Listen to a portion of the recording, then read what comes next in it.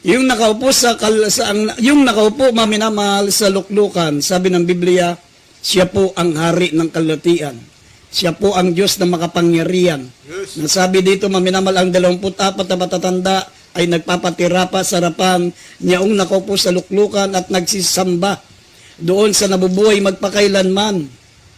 At ang sabi ng verse 11, sabi, O Panginoon naming Diyos, na tumanggap ng kalulatian at ng kapurihan at ng kapangyarihan sapagkat nilikha mo lahat ng mga bagay dahil sa iyong kalooban ay nalitaw at nangalika. Kaya walang alinlangan, mga minamahal, na yung Panginoon ng kalulatian, hari ng kalulatian, kaya nagtanong po rito sa pambungad na talata, sino ang hari ng kalulatian? Sino ang Panginoon ng kalulatian? Sapagkat kung sino po, kung makikilala nyo ang hari ng kalulatian, makilala nyo ang Panginoon ng kalulatian, ito po yung Diyos na nakaupo sa luklukan. Siya po ang Diyos na nakaupo sa luklukan at siya lamang ang karapat dapat tumanggap ng kalulatian, ng kapurihan, ng kapangyarihan, sapagkat siya po ang lumikha ng lahat ng bagay. Dahil sa kanyang kalooban ay nangalitaw at nangalika lahat ng mga bagay na nakikita po natin. Kaya nga, sagutin natin, mga minamahal, who is the Lord of glory? Dito mabibigla yung mga taong ang pagkakilala, mga minamahal, sa ating mahal na Panginoon Kristo, tao lang. Kasi mababasa po natin sa 2 talata, basahin po muna natin, dito sa 1 Korinto 2:8 at James chapter 2 verse 1, sino po ang Panginoon ng kalulatian? Makikilala natin, ito po, mga minamahal, ang Diyos. Kung sino po ang Panginoon ng kalulatian, ito po ang Diyos, mga minamahal na nakaupo sa luklukan, gaya nakasulat sa Revelation 4:2. Basahin po natin ang mga talata. Dito po sa 1 Corinthians chapter 2 verse 8, sabi dito na hindi napagkilala ng sino mang pinuno sa sanglibutang ito, sapagkat kung nakilala sana nila, ay di ipinako sa krus ang Panginoon na kalwalatian. James chapter 2 verse 1.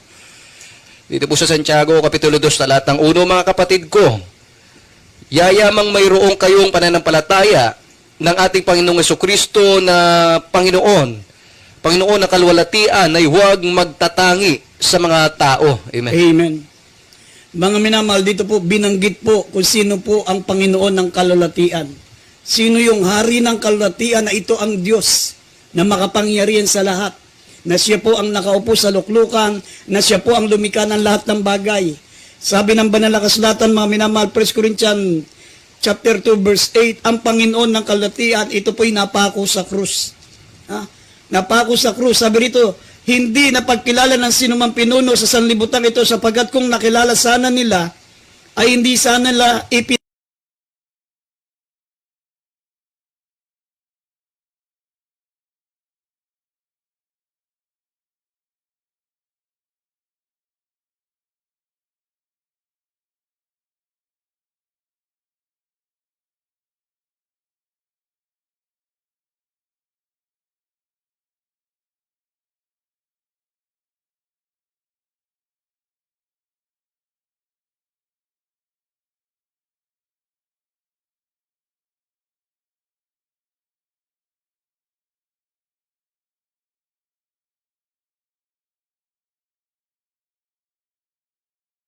pinako sa krus ang Panginoon ng kalulatian. Sino ba yung ipinako sa krus? Mga minamahal, bagamat hindi binanggit, pero iisa lang po, mga minamahal, ang Diyos na nagkatawan tao, mga minamahal, na bayubay sa krus para tubusin tayo sa kasalanan, ang ating pinakamamahal na Panginoong Kristo. Kasi kung nakilala sana nila na ang ating mahal na Panginoong Kristo, siya po ay Panginoon ng kalulatian, hindi sana nila ipinako ang ating mahal na Panginoon sa krus. Pero ginawa nila, niyurakan nila, pinagtawanan nila, mga minamahal, nilapastangan nila, sabi, ikaw ang hari ng mga Hudyo, nagsisamba sila, pinagmumura nila, pinutungan nila ng koronang tinik. Mga minamahal, grabing paglapastangan nilang ginawa, mga minamahal, dun sa Panginoon ng kalulatian.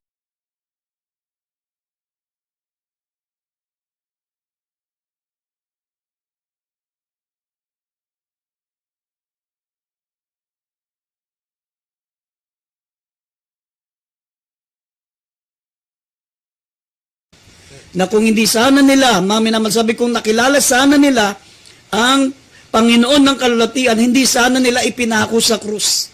Kasi matatakot sila sapagkat ang Panginoon ng kalulatian, sabi, ay makapangyarihan sa pagbabaka. Siya po'y Diyos na makapangyarihan sa lahat. Mga minamahal, walang pwedeng tumalo sa Kanya kahit si Satanas na pangalawa sa pinakamakapangyarihan sa mundo. Hindi po kayang labanan ang ating Diyos na makapangyarihan sa lahat. Yes.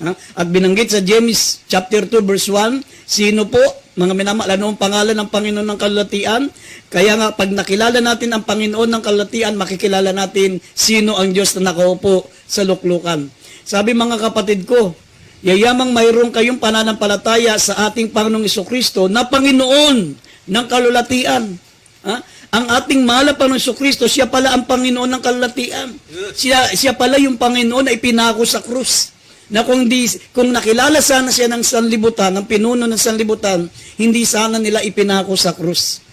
Sabi rito, yamang tayo may pananampalataya sa ating Panginoong Jesucristo na Panginoon ng kalulatian, ay huwag kayong magtatangi ng mga tao. Nasa James chapter 2 verse 1. Kaya nga, maminamal, walang alinlangan na ang Diyos ay ang ating mahal na Panginoong Jesucristo. Siya po, maminamal, ang Panginoon ng kalulatian. Siya po ang nakaupo sa luklukan. Siya po ang makapangyarihan Panginoon. Makapangyarihan sa pagbabaka. Sabi na nga, nabasa natin sa Psalms kanina, maminamahal, chapter 24, verse 8. Siya'y makapangyarihan sa pakikipagbaka. Pero dito sa pagkakatong ito, maminamahal, bakit siya po'y namatay sa krus para iligtas tayo sa kasalanan? Siya ang nagbayad ng ating kasalanan. Sabi ng Biblia, ang kabayaran ng kasalanan ay kamatayan. Kaya siya po ang namatay para sa atin. Siya na po ang namatay, sabi, ngunit ang kaloob na walang bayad ay buhay na walang hanggan na kay Kristo Jesus na Panginoon natin. Kaya ang ating mahal na Panginoon ay namatay sa krus para bayaran po ang ating kasalanan. Sabi, ipinagtatagubili ng Diyos ang kanyang pag-ibig sa atin. Nung tayo'y mga makasalanan pa, si Kristo'y namatay nang dahil sa atin.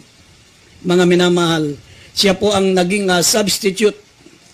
Siya po ang ipinalit sa atin upang tayo po'y matubos sa ating kasalanan. Kaya nga maliwanag na ang Panginoon ng kalulatian, ito po ang ating pinakamamahal na Panginoong Jesucristo. At darating ang araw, maminamahal, sabi, ang Diyos ay magbabalik. At makikilala po natin dito po, maminamahal, sa Isaiah 40, verse 10, maminamahal, ang Diyos na magbabalik, mga minamahal. Sabi, ang Diyos ay magbabalik. Sabi, God is coming. Dito makikilala po natin, maminamahal, kung sino po yung babalik. Siya rin po, maminamahal, sabi, iisa lang ang babalik. At ito po ang ating mahal na Panginoon Diyos. Kaya ipakikita po namin sa inyo, maminamal, ang babalik ang ating mahal na Panginoon Diyos at ipapakita rin po namin sa inyo ang talata na ang babalik ay ang ating mahal na Panginoong Jesucristo. Basahin po natin yung tatlong talata. Isaiah 40 verse 10. Dito po maminamahal sa Zacarias, Kapitulo 14, talatang 5, ang mahal na Panginoon Diyos ay magbabalik. At dito po sa Judas 1 verse 14, basahin po natin mga talata. Dito po sa Isaiah ang kabanatay 40, ang talatay 10, narito ang Panginoong Diyos ay darating na gaya ng makapangyarihan at ang kanyang kamay ay mapupuno sa ganang kanya. Narito ang kanyang gantimpala ay dala niya at ang kanyang ganti ay nasa harap niya. Zacarias 14:5. Dito po sa aklat po ng Sakaria 14:5. Sabi dito, at kayo'y magsisitakas sa libis ng aking mga bundok sapagkat ang libis ng mga bundok ay magsisiabot hanggang sa Asel. Oo, kayo'y magsisitakas gaya ng kayo'y tumakas mula sa lindol na mga karawan ni Uzias na hari sa Huda. At ang Panginoon kung Diyos ay darating at ang lahat na banal na kasama niya. Amen. Mga minamahal, muling darating po ang Diyos. Babalik siya, the second coming. At ito pong darating, maminamal, ito po ang Diyos. Ngayon, mama, ipapakita po namin sa inyo na ang magbabalik ay ang ating mahal na Panginoong Jesucristo. Sabi, ang Panginoon kong Diyos ay darating at ang lahat ng mga banal ay kasama niya. Sabi ng Isaiah 40 verse 10, narito, ang Panginoon Diyos ay darating gaya ng makapangyarihan at ang kanyang kamay ay magpupuno sa ganang kanya. Narito ang kanyang gantimpala ay dalan niya at ang kanyang ganti ay nasa harap niya. Dito sa Judas 1, talatang 14, sabi rito, maminamahal, babalik ang Diyos. Basahin natin talata. Dito sa Judas, Kabanatay 1, talatay 14. At ang mga ito naman ang hinulaan ni Enoch na ikapito sa bilang mula kay Adam na nagsabi, narito dumating ang Panginoon nakasama ang kanyang mga laksang banal. Amen. Yes, amen. God is coming. Babalik, maminamal, ang Panginoon ng kalatian. Babalik ang dakilang Diyos. Kung sino po yung Diyos na magbabalik, maminamal, ito po ang kaisa-isang Diyos. Kasi isa lamang po ang babalik. Ito po ang ating makapangyarihang Diyos. At dito po, ipinakilala kung sino po yung darating. Basahin po natin, mga minamal, ito pong Mateo, Kapitulo 25, talatang 31, at mamaya Mateo 16, talatang 27. Basahin po natin. Ito po ay ang ating mahal na Panginoong Jesucristo. Siya po'y paparito, maminamal, nasa kalatian na ng kanyang Ama. Kaya nga, ang Panginoon ng kalatian ay ang ating mahal na Panginoong Jesucristo sapagkat babalik siya na nasa kaluwalatian na ng kanyang Ama. Basahin po natin dalawang talata. Mateo 25 verse 31 at Mateo 16:27. Dito po sa aklat po ng Mateo Kapitulo 25, talatang 31. Data po at pagparito ng anak ng tao na nasa kanyang kaluwalhatian, nakasama niya ang lahat ng mga anghel. Kung magagayoy, luluklok siya sa luklukan ng kanyang kaluwalhatian. Sa Mateo 16:27, sapagkat ang anak ng tao ay pariritong nasa kaluwalhatian ng kanyang Ama, nakasama ang kanyang mga anghel, at kung magagayoy, bibigyan ang bawat tao ayon sa kanyang magawa. Amen. Amen. Ang paparito, maminamahal, yung anak ng tao. Sino ba yung anak ng tao sa Bible? Sino ba yung anak ng Diyos na binabanggit sa banal na kasulatan? Ang sabi, dapat pagparito ng anak ng tao na nasa kalwalatian. Nasa kanya na yung kalulatian, yung tinutukoy, maminamahal, na kalulatian ng Ama. Sabi ng Mateo 16:27. Sabi rito sa Mateo 25:31, dapat pagparito ng anak ng tao na nasa kalulatian, nakasama niya lahat ng mga anghel, na kung magkagayoy, luluklok siya sa luklukan ng kanyang kaluwalhatian. Yung anak ng tao, ito po ang luluklok sa luklukan ng kaluwalhatian. At anong kaluwalhatian ang tinutukoy doon na sinabi ng Biblia na hindi ibibigay ng Diyos Ama? I will not share my glory to another. Ito po ay luklukan ng Ama. Sabi rito, na kaluwalhatian ng Ama. Sabi ng Mateo 16:27, sapagkat ang anak ng tao ay pariritong nasa kaluwalhatian ng Ama. Nga, sino po ang Diyos? Sino ang Panginoon ng kaluwalhatian? Sino yung tinutukoy na anak ng Diyos na luluklok sa kaluwalhatian ng Ama? At sino po, maminamal, yung anak ng tao na tinutukoy na luluklok sa luklukan ng kanyang kaluwalhatian, na iisa lang ang luklukan sa langit? Napakaliwanag po, maminamahal, na ang Panginoon ng kaluwalhatian, yan po ang ating pinakamamahal na Panginoong Jesucristo. Yes. Siya po ang Diyos na magbabalik. Sabi ng Revelation chapter 1 verse 7 and 8, narito ako'y pumaparito. Ang sabi ng Biblia, at ang sabi dito sa Apocalypse 1:7 and verse 8, basahin po natin mga talata. Dito po sa Apokalipsis, Kabanatay 1, talatay 7 at 8. Narito siya'y pumaparitong nasa mga alapaap, at makikita siya ng bawat mata, at nang nagsisiulos sa kanya, at ang lahat ng mga angkan sa lupa ay magsitaghoy dahil sa kanya, gayon din siya nawa. 8. Ako ang Alpha at ang Omega, sabi ng Panginoong Diyos, ngayon at nang nakaraan at sa darating, ang makapangyarihan sa lahat. Amen. Yes. Yung paparito, maminamahal, sabi, ang paparitong nasa alapaap, at makikita siya ng lahat ng tao.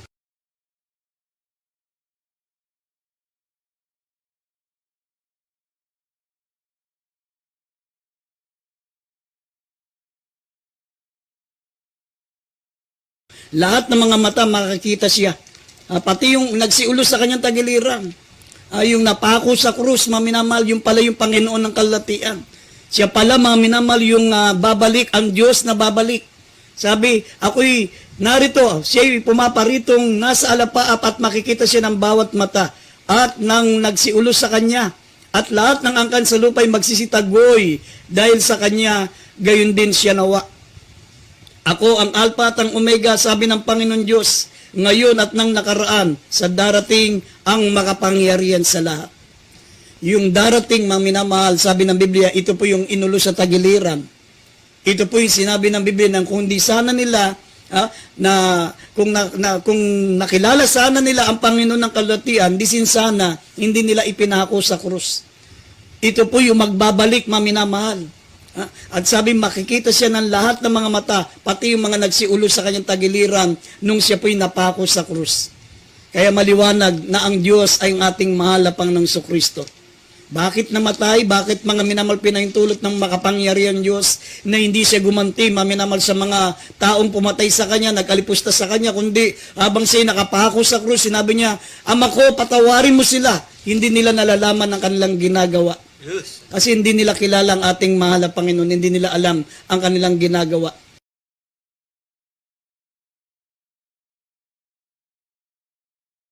Sabi nga, kung nakilala sana ng sanlibutan ang atang Panginoon ng kalulatian, hindi sana nila ipinako sa krus. Eh ganun na lamang po, maminamalang kataga ng ating dakilang Diyos na nagkatawan tao. Sabi ng Biblia, maminamal sa Pilipos, Kapitulo 2, talatang 6 hanggang 8, hindi po yan karaniwang tao. Yung ipinako sa krus, maminamal, yung Panginoon ng kalulatian. Yung pong inulos sa tagiliran, maminamahal, sabi na darating na Diyos na inulos sa tagiliran. Siya ang Alpha at ang Omega, ang Diyos na makapangyarihan sa lahat. Mga minamahal, hindi po siya karaniwang tao. Siya po, maminamahal, sabi ang Diyos na nagkatawang tao. Sabi ng Philippians 2, verse 6 hanggang, basahin natin hanggang 11.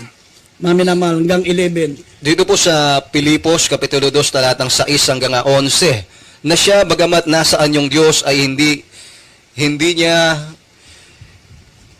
sabi din, hindi niya inaring isang bagay na nararapat panangnan ang pagkapantay niya sa Diyos. 7, kundi bagkus sinubad niya ito, at nagayong alipin na nakitulad sa mga tao. Sa 8, at palibasay na sumpungan sa anyong tao, siya'y nagpakababa sa kanyang sarili na nagmasunurin hanggang sa kamatayan. Oo, sa kamatayan sa krus. 9, kaya siya naman ay pinadakila ng Diyos at siya ay binigyan ng pangalang lalo sa lahat ng pangalan. Sa 10, upang sa pangalan ni Jesus ay luhod ang lahat ng tuhod ng nangasa langit at ng nangasa ibabaw ng lupa at nangasa ilalim ng lupa. 11, at upang ipahayag ng lahat ng mga dila na si Jesucristo ay Panginoon sa kaluluwalhati ng Diyos Ama. Amen. Amen. Hindi po karaniwang tao, mga minamahal, yung pong ipinako sa krus. Sabi ng Biblia, siya po ang Panginoon ng kalulatian. Na kung nakilala sana ng sanlibutan, hindi nila ipinako, mga minamahal, ang Panginoon ng kalulatian. Ang sabi, siya ang Diyos na darating at makikita siya ng mga inulos, ng mga umulos sa kanyang tagiliran. Hindi po karaniwang tao, mga minamahal, yung inulos nila sa tagiliran. Yung ipinako nila sa krus. Yung pong pinagmumura nila, yung pong pinagsusuntok nila, yung pong kanilang pinagsasampal. Sabi rito, maminamal sa Pilipos, Kapitulo 2, talatang 6 hanggang 11, na siya, bagamat nasaan yung Diyos. Diyos pala yun, mga minamahal. Siya ay nasaan yung Diyos, hindi niya inaring isang bagay na nararapat panangnan ang pagkapantay niya sa Diyos. Kundi bagkus sinubad niya ito, nag-anyong alipin.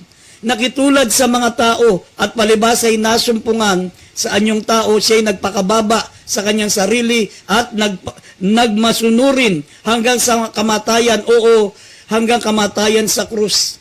Kaya naman pinadakila ng Diyos na siya'y binigyan ng pangalang lalo sa lahat ng pangalan, upang sa pangalan ni Jesus iluhod ang lahat ng tuhod na nasa langit, nasa ibabaw ng lupa, nasa ilalim ng lupa, at upang ipahayag ng lahat ng dila na si Jesucristo ay Panginoon sa ikalululhati ng Diyos Ama. Sa ikalululhati ng Diyos Ama. Pag sinamba mo ang ating mahal na Panginoon Jesucristo, maminamahal, lumuhod ka, sumamba ka, at ipinahayag mo na siya'y Panginoon sa kalulatian ng Diyos Ama. Pero pag binaba mo ang ating mahal na Panginoon Jesucristo, hindi mo siya tinanggap, mga minamahal, na siya po ay Diyos na ating tagapagligtas, wala ka pong kaligtasan, mga minamahal. Sabi ng John 8:24, mamamatay kayo sa inyong mga kasalanan. You shall die in your sin if you believe not that I am He. Sabi ng mahal na Panginoong Kristo sa John 8:24. Sabi ng John chapter 3, verse 18, mga minamahal, sabi diyan, ang sinumang hindi sumasampalataya ay hinatulan na. Buhay pa siya, mga minamahal, sinusunog na yung kaluluwa niya sa impyerno. Sa John 3:36, mga minamahal, sabi diyan, ang puot ng Diyos ay mananatili sa Kanya. Yun kapag hindi ka naniwala na si Kristo po, mga minamahal, ang Diyos. Siya po ang Panginoon ng kalulatian. Siya po ang hari ng kalulatian. Siya po ang tanging Diyos. Mamaya ipakikita po namin sa inyo sa huling talata, mamaya, mga minamahal, sa 1 Timothy 6:14 hanggang 16. Pero basahin muna natin, mga minamahal, yung mga talatang binanggit ko. Kaya hindi, basahin natin mga talata. John 3:18, talo ng 36. Dito po sa Juan Kabanata 3, talata 18, talon sa 36. Ang sumasampalataya sa Kanya ay hindi hinahatulan. Ang hindi sumasampalataya ay hinatulan na, sapagkat hindi siya sumasampalataya sa pangalan ng bugtong na anak ng Diyos. Sa 36, ang sumasampalataya sa anak ay may buhay na walang hanggan. Ngunit ang hindi tumatalima sa anak ay hindi na makakita ng buhay, kundi ang puot ng Diyos ay sumasa kanya. Amen. Kaya yun ang sinasabi ko sa inyo, mga minamahal. Pag hindi nyo pinaniwala ang ating pinakamamahal na Panginoong Kristo na siya ang Diyos na ating tagapagligtas, sabi ng John 8:24, you shall die in your sin if you believe not that I am He. Sabi ng mahal na Panginoon, sabi, ang puot ng Diyos ay mananatili sa iyo. Ikaw ay hinatulan na. Nangangaral ka ng ebanghelyo sa iyong simbahan, pero actually, ang kaluluwa mo, sinusunog na sa impyerno. Kasi hindi ka naniniwala na si Kristo ay Diyos. Sabi ng John 16, dagdag natin, John 16, 18, 19, sa pagparito ng ating mahal na Panginoon, hahatulan niya ang tao sa kasalanan sapagkat hindi sila sumampalataya sa akin. Sabi ng mahal na Panginoon Kristo, hindi nila sinampalatayanan ang ating mahal na Panginoon Kristo bilang Diyos na ating tagapagligtas. Basahin muna natin ito, mamaya ianda natin ang 1 Timothy 6:14 hanggang 16, uling talata. Dito po sa 1, Kapitulo 16, talatang 18 at 19, sinabi nga nila, ano nga itong sinasabi niya? Sandali na lamang. Hindi namin nalalaman kung ano ang... 16. Yeah, 16. Yan. Ano ba na? Sinabi kong talata ka. Yeah, 16, 18, hanggang 8, 9. 8, 9 po. Dito po sa 8, at siya pagparito niya, ay kanyang susumbatan ang sanlibutan tungkol sa kasalanan at sa katwiran at sa paghatol. Sa 9, tungkol sa kasalanan sapagkat hindi sila nagsasampalataya sa akin. Amen. Amen. Uling talata. Dito sa unang Timoteo, yung kabanatay 6, ang talatay 14 hanggang 16. Natuparin mo ang utos na walang dungis, walang kapintasan, hanggang sa pagpapakita ng ating Panginoong Jesucristo, na sa kanyang kapanahunan ay ipahayag siya na mapalad at tanging makapangyarihang hari ng mga hari at Panginoon ng Panginoon. 16, na siya lamang ang walang kamatayan, nananahan sa liwanag na di malapitan, na di makita ng sino mang tao o makita man, sumakanya nawa ang kapurihan at paghaharing walang hanggan, siya nawa. Amen. Yan po, maminamalang sinasabi ko sa inyo. Darating ang araw sa pagparito ng ating pinakamamahal na Panginoon ay mahayag siya na tanging hari ng mga hari, Panginoon ng mga Panginoon, na siya lamang ang walang kamatayan, nananahan sa liwanag at hindi malapitan at hindi nakita ng sinumang tao at makikita man, sumasa kanya nawa ang kapurihan, ang paghaharing walang hanggan, siya nawa. At darating ang araw, sabi ng 16, John 8, 16, 8 and 9, siya sa pagparito niya ay susumbatan niya ang sanlibutan tungkol sa kasalanan at sa katwiran at sa paghatol, tungkol sa kasalanan sapagkat hindi sila nagsasampalataya